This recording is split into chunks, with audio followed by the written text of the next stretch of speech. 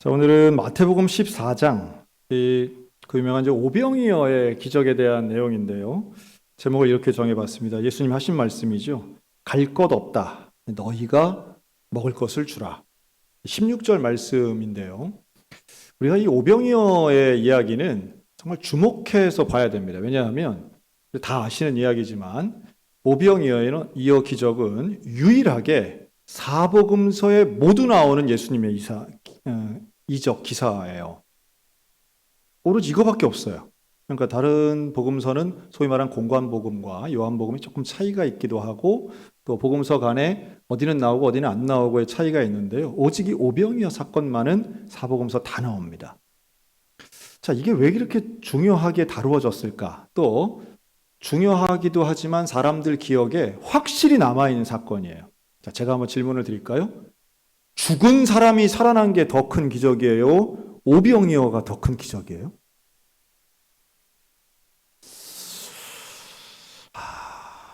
그렇죠? 5천 명, 또 여성과 아이를 빼고 5천 명이니까 크게 잡으면 한 2만 명쯤 됩니다. 여러분, 2만 명이 배불리 먹은 게 더 큰 기적입니까? 죽었던 사람을 살려낸 게 더 기적입니까? 한번 대답해 보세요. 섣불리 대답했다가 또 망신당하지 또 이럴 수 있는데, 그렇죠. 아무리 좀 양보해도 물론 이거 오병이 대단하긴 한데 조금 좀 극단적으로 얘기하면 돈 많으면 할 수 있는 일 아닌가요? 사람들 먹이는 거라면 그렇잖아요. 뭐 좀 미안한 얘기지만 내가 돈이 많다 그러면 또 이 정도는 왕도 할 수 있는 일이에요. 왕도 음식을 갖다가 먹이면 되잖아요. 근데 죽은 사람 살리는 거는 할 수가 없는 일이잖아요. 사람으로서 할 수 없는 일. 그러니까 어떤 기적의 능력이라고 하면 죽은 사람 살린 게 훨씬 더 강력한 기적에 들어갈 텐데 사람들의 기억 속에는 오병이어 사건이 훨씬 더 강하게 기억된다는 증거가 사복음서에 다 나온다는 이야기예요. 왜 그럴까요? 왜 그럴까요? 여기에는 하여튼 제 분석이긴 하지만 두 가지를 볼 수 있습니다. 물론 죽었다가 살아난 게 내 아들 같으면 그게 훨씬 큰 기적이에요. 그러니까 죽었다가 살아난 사람이 다른 사람 같으면 내가 느끼는 어떤 그 기적의 감동은 조금 덜 할 수 있다 하는 말씀을 먼저 드리고요. 오병이어가 다른 기적과 좀 다른 특징 두 가지를 꼽자면 첫째는 밥 먹는 거하고 연관되어 있다는 거예요. 밥 먹는 거. 우리 모두에게 적용될 수 있는 것이고 두 번째는 그 현장에 있던 수많은 사람이 단 한 명도 예외 없이 모두가 혜택을 받은 기적이라고 하는 겁니다. 자, 밥 먹는 문제라고 하는 것은 고대나 지금이나 아니 옛날엔 더 심각했습니다. 인간이 살아가는데 가장 절실한 문제였던 거예요. 사실 우리 대한민국을 예로 든다면 우리가 먹는 문제 해결된 거는 불과 몇십 년밖에 안 됩니다. 이 땅에도 굶어 죽는 사람이 많았던 시절이 100년 전에 있었어요. 100년 전까지는 늘 굶어 죽는 사람이 많았던 게 대한민국뿐 아니라 전 세계의 역사입니다. 물론 지금도 굶어 죽는 분들은 여전히 계세요. 우리나라에 좀 적어서 그렇지.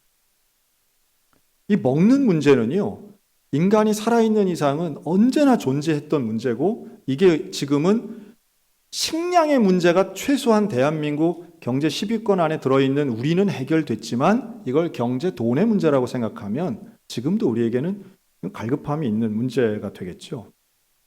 그러니까 이 문제, 누구에게나 적용될 수 있는 바로 이 문제. 소경이 눈을 뜨는 건 소경은 숫자가 적잖아요. 그 해당되는 아픔이 있는 사람에게 특정하게 하나님 예수님께서 베풀어 주신 기적이었다면 밥 먹는 문제가 해결되는 것은 보편적인 문제이지만 아주 중요하고 심각한 문제를 하나님께서 예수님께서 그 현장에 있던 모두에게 베푸셨다는 것. 이건 참 놀라운 얘기입니다. 그러니까 누구에게는 일어나고 나에게는 안 일어나고 이게 아니고 그 자리에 있던 모든 사람에게 그것도 수만 명의 사람에게 다 배불리 먹는 역사가 일어난 거예요. 자, 이것은 이 오병이어의 사건은 그 이후에 예수님을 당대의 최고 주목받는 사람으로 만든 사건이 됩니다. 그러니까 이 일 이후에는 예수님에게 나아가면 내가 필요로 하는 게 채워져. 이게 증명된 사건인 거예요. 내가 힘들어하고 내가 뭔가 부족하고 결핍되어 있는 게 예수님 만나면 채워져. 여러분, 이런 사람이 있다면, 이런 존재가 있다면 여러분 찾아가지 않겠어요? 내 인생에 지금 고민되는 걸 저 사람한테 가면 해결돼. 그럼 찾아갈 거 아니에요. 먹고 사는 문제가 해결돼. 취업의 문제가 해결돼. 어떤 내 인생의 어려움에 인생고가 해결된다고 하는 확신이 있으면 따라가잖아요. 그 전체적인 분위기에서 반신반의했던 이 갈대아를 비롯해서 이쪽 지역의 갈릴리와 또 이스라엘 전체 지역에서 반신반의했던 전체의 분위기를 일순간에 뒤집어서 예수님은 뭔가 있는 사람이야, 확실한 분이야 라고 하는 것을 보여준 사건, 이게 오병이어의 기적입니다. 얼마나 많은 사람이 있겠어? 나고 먹었어. 지금 2만 명이 먹은 거예요. 성인 남성만 5천 명이, 이 사람들이 다 증인이 되는 거고 증거가 있는 거예요. 내가 먹었다니까요. 뭐 이런 거예요. 자, 그런데 이 오병이어의 기적이 그렇게 중요한데 이 과정을 잘 보면 이제 예수님의 해법과 제자들의 해법이 조금 다르죠. 자, 문제가 생겼어요. 어떤 문제? 사람들은 많은데 저녁이 됩니다. 시간이죠. 15절. 제자들이 예수님한테 이렇게 말합니다. 이곳은 빈들입니다. 빈들은 먹을 게 없는 곳이에요. 그러니까 시간은 저녁 시간이고 장소는 빈들이에요. 이게 이제 제자들이 제기한 현재 우리가 처한 상황과 문제죠. 때가 됐는데, 저녁 때가 됐는데, 이때 당시는 사람들이 대개 하루에 2끼 먹을 때입니다. 일어나서 한 끼, 자기 전에 한 끼, 이렇게 먹던 때인데, 이제 해가 지니까 사실은 뭘 먹어야 될 때인 거예요. 하루 종일 안 먹은 거예요, 낮에. 그러면 뭘 먹어야 되는데, 대안도 제시합니다. 예수님, 이제 이 사람들 해산시켜야 됩니다. 무리를 좀 보내서 마을로 가서 먹을 것을 사 먹게 하소서. 그러니까 이게 이미 계산이 다 나와 있는 거예요. 제자들에게는 이거 뭐 좀 밥 먹어야 되는데 가서 이제 알아서 먹고들 와라. 이걸 우리가 얘기하긴 그러니까 예수님이 말씀하시면 이제 다 이 많은 사람을 이제 다 흐트려야 됩니다. 아주 합리적인 얘기를 하는 거예요. 문제에 대한 분석과 대안 제시가 명확합니다. 저는 이거 틀린 말이 아니라고 봅니다. 누구나 조금만 깊게 생각하면 당시에 많은 사람들이 모였다가 밥 먹는 게 바로 이런 방식이었을 거라는 거예요. 그런데 예수님의 대답은 전혀 다르죠. 예수님 뭐라고 그러세요? 한번 따라할까요? 갈 것 없다. 너희가 먹을 것을 주라. 갈 필요 없다. 흩을 필요도 없다. 너희가 먹을 걸 주라는 거예요. 이게 좀 황당한 얘기죠. 물론 우리는 결말도 다 알고 또 어떤 면에선 예수님이시니까 이렇게 말씀하실 수 있다. 예수님 능력이 있으시니까. 예수님은 다 하실 수 있으니까. 근데 우리에게는 그런 능력이 없어요. 능력이 없는 것도 알고 떡이 없는 것도 아시는데 왜 예수님은 이렇게 말씀하셨을까? 사실 이게 이제 오병이어 기적이 우리에게 주는 제일 중요한 교훈이 되겠죠. 예수님 왜 이렇게 말씀하셨을까? 자, 먼저 그랬더니 이제 예수님이 그렇게 말씀하자 제자들이 뭔 말씀이세요? 우리한테 있는 건 뭐 떡 5개, 물고기 2마리뿐입니다. 이제 이렇게 얘기하잖아요. 근데 예수님이 말씀하고 싶어 하신 건 과연 무엇이었을까? 자, 먼저 예수님은 사람들을 대하는 그 모여 있는 많은 사람들을 대하는 이 태도가 제자들과 조금 달랐다고 우리가 좀 볼 수 있습니다. 제자들은 여기에 모여 있는 그 2만 명을 하나의 무리로 해결해야 할 문제로 이제 본 거죠. 그러니까 나도 배고프고 이 사람들도 배고픈데 먹을 게 없으니까 어떻게든 알아서 먹고 와야지. 나는 나대로 먹고 저 사람들은 저 사람들대로 어디 가서 먹어야지. 소위 말한 각자도생. 어디 가서 먹고 와야 이게 그 다음 단계가 되지. 뭐 안 올 사람은 집에 가고 뭐 이런 거 아니겠어요? 다시 말해 이 제자들의 입장은 나에게는 해결 능력이 없으니 이 문제는 내 문제가 아니라고 생각하는 거예요. 내가 책임질 수도 없고 책임질 내용도 아니라고 생각해요. 그런데 예수님은 좀 달라요. 예수님은 아니야. 너희들이 제자들에게 너희들이 책임질 수 있어 라고 말씀하시는 거예요. 이게 큰 차이죠. 예수님이 야 보낼 필요 없어. 내가 줄 게가 아니에요. 내가 먹일 게가 아니에요. 누가 주라고 말씀하세요? 너희가 주라고 말씀하세요. 너희가 주라. 없는 거 뻔히 아는데. 자, 예수님은요, 이 모여있는 2만 명의 무리를 어떤 시각으로 보셨는가 하면, 우리 조금 위에 14절 한번 다 같이 읽겠습니다. 14절 같이 읽어요. 시작. 예수께서 나오사 큰 무리를 보시고 불쌍히 여기사 그 중에 있는 병자를 고쳐 주시니라. 아멘. 자, 예수님이 이 많은 사람들이 왔는데 이들을 불쌍히 여기셨다 그랬어요. 뭐 당연히 그 중에 병든 자를 보면서 불쌍한 마음이 드는 건 뭐 당연하겠죠. 그런데 이 불쌍히 여기사라고 쓰여 있는 이 헬라어가 조금 특별합니다. 그래서 이 부분을 이제 많이 강조하곤 하는데요. 뭐 플랑크니조마이라고 하는 단어인데 이건 뭐냐면 아주 애간장이 끓는 거예요. 이건 그냥 애가 달아서 그냥 불쌍해 죽겠는 거예요. 그냥 아유 저 사람 안 됐네. 이게 아니고 이걸 어떻게 하냐고. 할 때 쓰는 말이 단어가 이 불쌍히 여긴다라고 하는 거 좀 다르죠. 온도 차이가 있다는 걸 말씀드려요.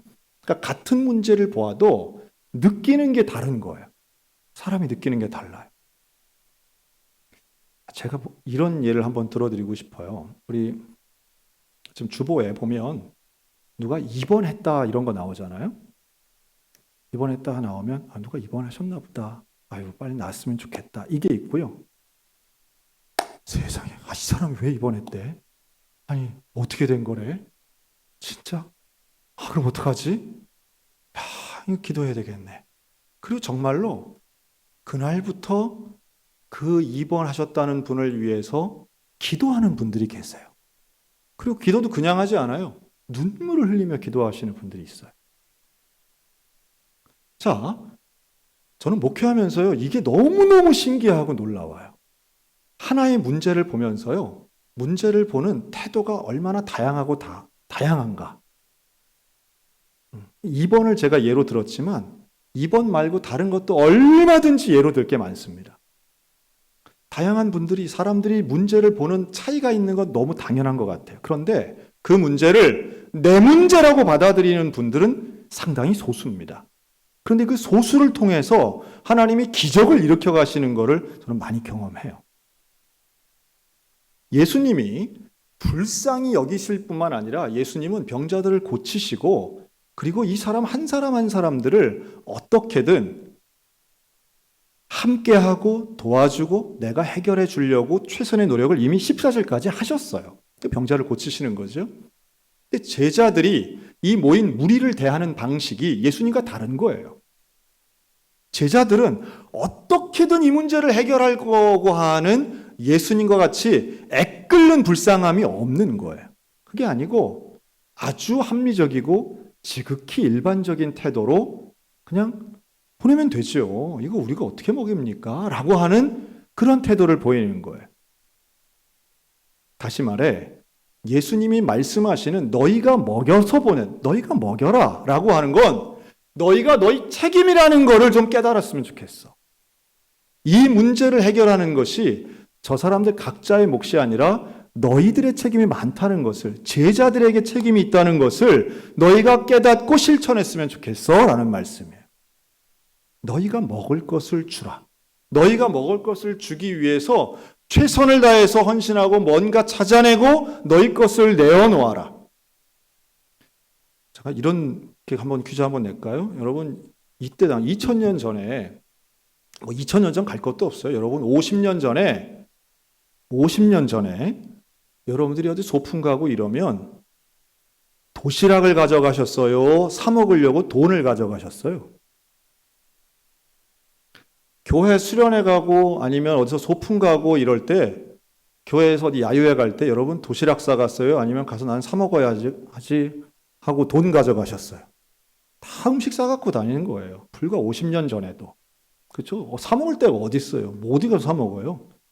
이게 2000년 전입니다.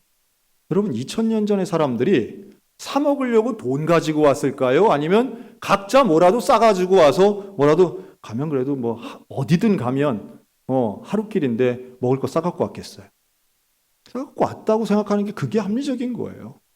지금 제자들도 사 먹으라고 얘기는 하지만 사 먹을 데가 어디 있어요? 2만 명이 가가지고 어디 가서 사 먹어요? 말이 안 되는 이야기예요. 그런데 더 놀라운 것은요, 거기 있는 그 수만 명 중에 도시락 내놓은 사람이 모병의 어린이 하나밖에 없는 거예요. 오히려 이걸 뒤집어 생각해보면 참 이게 더 놀라운 겁니다. 아무도 내놓지 않는데, 아무도 안 내놓는데 어린이 혼자 내놓은 거예요. 여러분, 예수님의 기적에 필요한 것은요, 다수의 헌신이 아니라 진짜 헌신 한 명이 있으면 사실은 역사가 이루어집니다. 그걸 믿어요. 근데 대부분은 바로 그 진짜 헌신하는 한 명이 있느냐 없느냐가 사실은 제일 중요하죠. 다른 사람의 헌신에 대해서는 강요할 수 있어도 자기의 헌신을 내어놓는 것은 쉬운 이야기가 아닙니다. 저는 그러한 헌신에 대해서 바로 이렇게 음식 먹는 식사의 자리에 아마 이렇게 한번 예를 들어보세요. 생각해 보면, 여러분, 내 아들이 지금 같이 있는데, 여러분 아들 보고, 야, 밥이 없으니까 가서 사 먹고 와. 이러겠어요? 아니면 뭐라도 만들어서 먹이겠어요? 그건 당연히 휴가 나온 아들 집에 있는데 뭐라도 해서 먹일 거 아니에요. 그 마음이 필요하다는 거예요. 식구를 챙기는 어머니의 마음, 시집간 딸을 챙기는 친정엄마의 마음, 이런 게 지금 예수님이 제자들에게 요구하시는 마음인 거죠. 너희가 먹을 것을 주라 라고 할 때는 예수님의 말씀이니까 여기 순종하면 예수님이 물론 다 책임지시겠죠. 그런데 중요한 건 누군가 시작해야 된다는 거예요. 그리고 그 헌신의 시작이 있을 때 진짜 오병이어의 기적이 일어나는 것이지, 아무도 안 하고 결국 흩어져서 마을 가서 사 먹고 오는 방법을 택했다면 예수님의 오병이어 기적은 일어나지 않았던 거죠.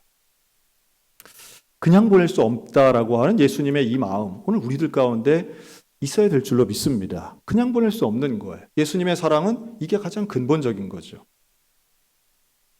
누군가는 보내는 사람이 있고 누군가는 드리는 사람이 있는 거예요. 내가 능력이 없으니까, 내가 갖고 있는 능력은 충분하지 않으니까 사람들 보내야 됩니다 라는 사람이 있는 반면에, 내가 있는 거 얼마 안 되지만 이거 가지고라도 어떻게 했으면 좋겠습니다 라고 예수님께 드릴 때에 주님 말씀하시죠. 내게로 가져오라. 그걸 내게 가져와라. 너희들 볼 때 별거 아닌 것 같아 보여도, 너희들 볼 때는 이게 충분치 않아 보여도 내게로 가져오는 그 헌신의 순간 이것은 기적을 일으킨다라고 하는 예수님의 놀라운 표적이고 기적이 시작됩니다. 제가 최근에 우리 권사님 한 분이 다른 교회 목사님 만났는데, 우리 교회 권사님이 그 다른 교회 목사님한테 우리 교회 자랑을 했다는 거예요. 근데 우리 교회 자랑을 하는데 우리 교회 자랑을 뭘 하셨나 하고 들어보니까, 뭐 그렇죠, 뭐 이제 목사님끼리니까 이제 저에 대한 뭐 목사님, 우리 목사님 참 좋아요, 뭐 이런 거에서 시작해서 그랬대요. 우리 교회는 빚이 없는 교회라고. 뭐 빚이 없는 교회. 그걸 듣고 이제 다른 교단도 다르신데 그 목사님이 저한테, 와, 그 권사님이 얼마나 자랑을 하는지 자기가 아주 놀랬다고. 근데 저한테 확인을 하시는 거예요. 정말로 빚이 없냐고.